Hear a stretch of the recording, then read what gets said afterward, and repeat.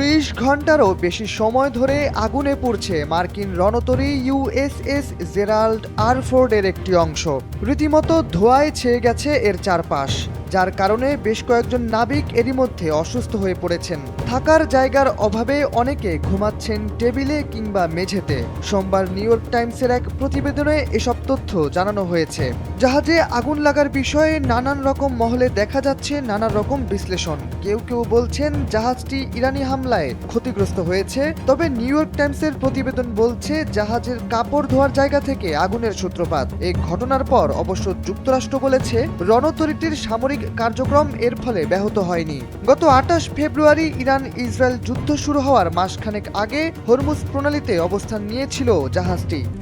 RICL TMX, যুগের পর যুগ স্থাপনা থাকে মজবুত। $13 বিলিয়ন মূল্যের এই রণতরীতে থাকা প্রায় 4500 ক্রু ও বিমান সেনার অবস্থান বর্তমানে চরম অস্বস্তিতে পড়েছে। 10 মাস ধরে মোতায়েন থাকা রণতরীটিতে টয়লেট সমস্যাও প্রকট হয়ে উঠেছে।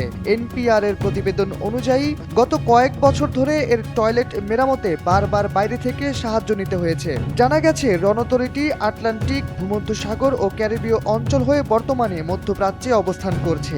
যদি এই মোতায়েন এপ্রিলের মাঝামাঝি পর্যন্ত গড়ায়, তবে তা হবে ভিয়েতনাম যুদ্ধের পর কোনো মার্কিন রণতরীর দীর্ঘতম মোতায়েন।